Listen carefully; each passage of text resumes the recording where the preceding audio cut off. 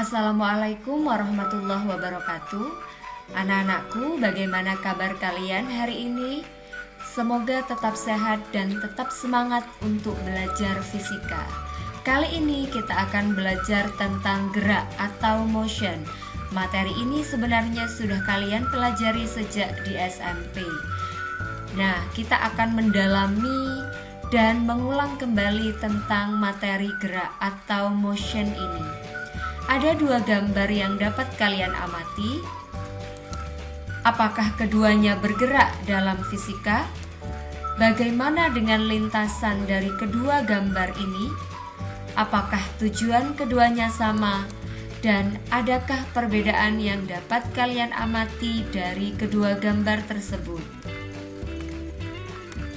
Oke, setelah belajar hari ini atau kali ini, diharapkan kalian mampu mendeskripsikan gerak dalam fisika, mengidentifikasi contoh gerak dalam kehidupan sehari-hari, membedakan jarak dan perpindahan, kemudian kalian dapat membedakan kelajuan dan kecepatan, serta dapat membedakan perlajuan dan percepatan. Pada materi gerak ini, kalian nanti akan belajar tentang gerak lurus, gerak parabola, dan gerak melingkar. Gerak lurus adalah gerak dalam lintasan yang berupa garis lurus, sedangkan gerak parabola lintasannya berupa parabola atau garis melengkung. Kemudian gerak melingkar yaitu suatu gerak yang kita lakukan dengan lintasan yang berupa lingkaran. Nah, pertama yang akan kita dalami adalah gerak lurus. Besaran-besaran apa saja yang akan kita pelajari, yaitu ada jarak dan perpindahan, kemudian ada kelajuan dan kecepatan, serta perlajuan dan percepatan. Mari kita pelajari lebih dalam tentang materi gerak ini. Kita kembali pada dua gambar yang Ibu sampaikan tadi di awal. Dua gambar ini kalian bisa amati lebih detail. Nah, gerak dalam fisika berarti kegiatan berpindah tempat, atau benda dikatakan bergerak dalam fisika apabila terjadi perubahan kedudukan terhadap suatu acuan tertentu. Dari kedua gambar terlihat gambar pertama, seseorang yang hanya stay di tempat atau bergerak tetapi di tempat saja. Sedangkan gambar kedua, kita lihat seseorang yang sedang berjalan. Nah, kita dapat menyimpulkan bahwa gambar pertama dikatakan tidak bergerak karena dia tidak berpindah tempat atau tidak ada perubahan kedudukan dari gambar pertama. Sedangkan gambar kedua disebut bergerak karena kedudukannya berpindah atau dari awal dia berpindah ke posisi akhirnya atau ke keadaan akhirnya. Kemudian bagaimana dengan jarak dan perpindahan? Apa itu jarak dan apa itu perpindahan? Tentu kalian sudah ingat bukan? Bahwa jarak dan perpindahan itu berbeda. Oke, Ibu memiliki ilustrasi. Andi berangkat dari rumahnya, berangkat ke rumah Bima yang terletak 300 meter. Kemudian dari rumah Bima, Andi kemudian ke sekolah yang berjarak 500 meter dari rumah Bima. Nah, kalau ditanya berapakah jarak dari rumah Andi ke sekolah dan berapakah perpindahan yang dilakukan oleh Andi dari rumah Andi ke sekolah? maka kita akan bisa membedakan jarak dan perpindahan.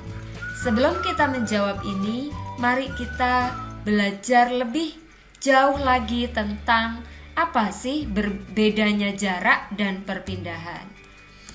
Jarak merupakan panjang total lintasan yang ditempuh, sedangkan perpindahan merupakan perubahan posisi atau kedudukan benda.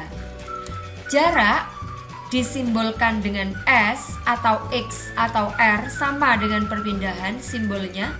Tetapi kalau jarak termasuk besaran skalar, sedangkan perpindahan termasuk besaran vektor. Tentu kalian sudah ingat, karena sebelum ini kalian mengulas tentang besaran vektor. Besaran vektor merupakan besaran yang memiliki nilai dan memiliki arah. Sedangkan besaran skalar dia hanya memiliki nilai saja. Jarak dan perpindahan memiliki satuan yang sama, yaitu meter. Ingat, bisa kita garis bawahi, jarak dan perpindahan berbedanya adalah besaran skalar dan besaran vektor. Jarak tidak memperhatikan arah, sedangkan perpindahan memperhatikan arah dalam menentukannya. Apabila kita kembali kepada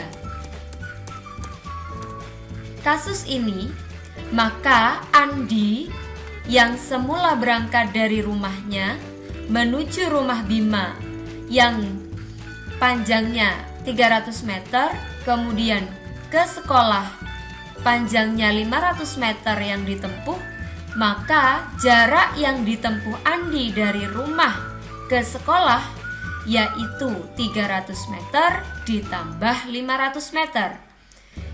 Jarak yang ditempuh adalah 800 meter.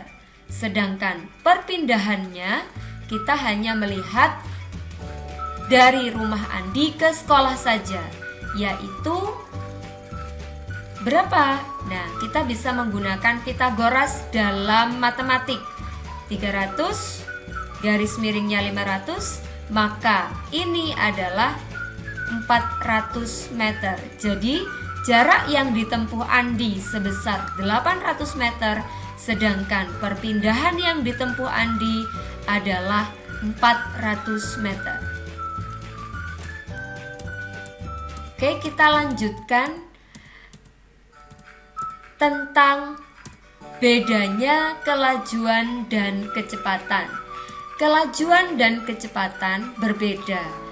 Kalau kelajuan merupakan jarak dibagi waktu total, sedangkan kecepatan perpindahan dibagi waktu total.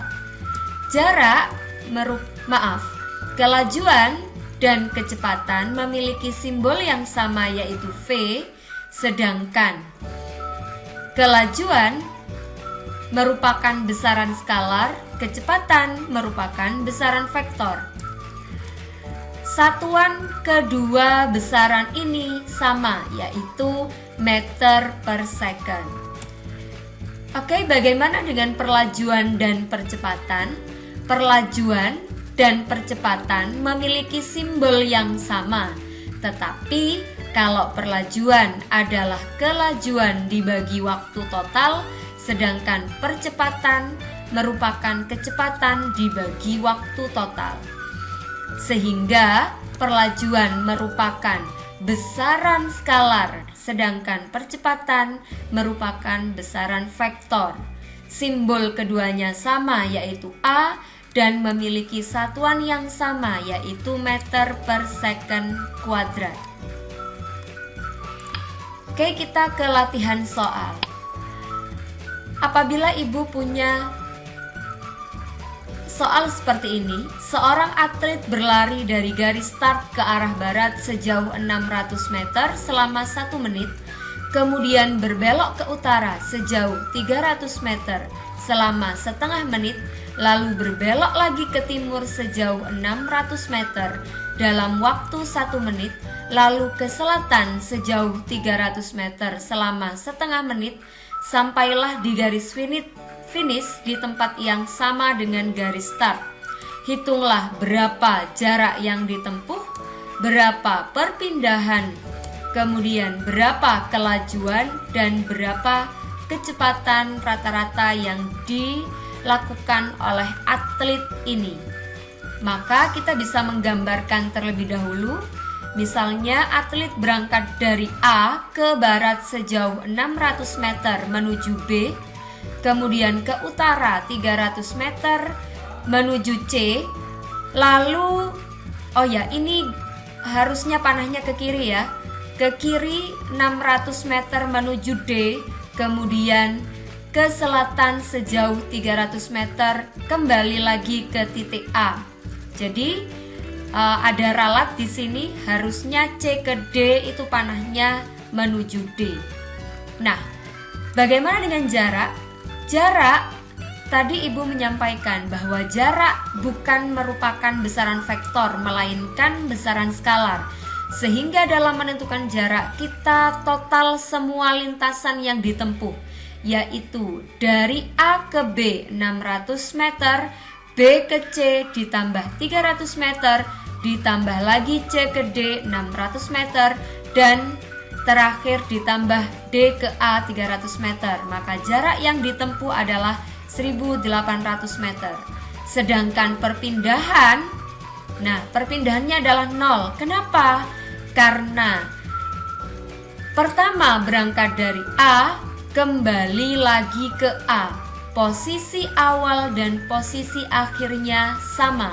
Dikatakan dia tidak melakukan perpindahan atau perpindahannya sama dengan 0 karena posisi awal dan posisi akhirnya terletak pada titik yang sama, yaitu A. Berapakah kelajuannya? Kelajuannya tinggal dihitung. Jarak sudah didapatkan atau diperoleh 1800. 1800 dibagi waktu total. Berapa waktu totalnya? 1 menit ditambah setengah menit, ditambah 1 menit lagi, ditambah setengah menit. Totalnya adalah 3 menit. 3 menit dikali 60 second, kita jadikan second, yaitu 180 second. Sehingga 1800 dibagi 180 hasilnya 10 meter per second. Sedangkan kecepatannya sama dengan 0 karena kecepatan merupakan perpindahan dibagi waktu. Karena perpindahannya 0 dibagi waktu 3 menit, hasilnya adalah 0. Oke, kalian bisa lebih memahami lagi dengan mengerjakan soal evaluasi berikut. Silahkan kalian bisa menguji kemampuan kalian, menguji pemahaman konsep kalian dengan menjawab soal evaluasi berikut ini. Oke, ada 5 soal evaluasi bisa kalian kerjakan. Oke, terima kasih untuk pembelajaran kita kali ini. Semoga bermanfaat. Selamat mengasah kemampuan kalian. Tetap lakukan yang terbaik dan tetap semangat belajar fisika. Sampai jumpa di pembelajaran kita selanjutnya. Wassalamualaikum warahmatullahi wabarakatuh.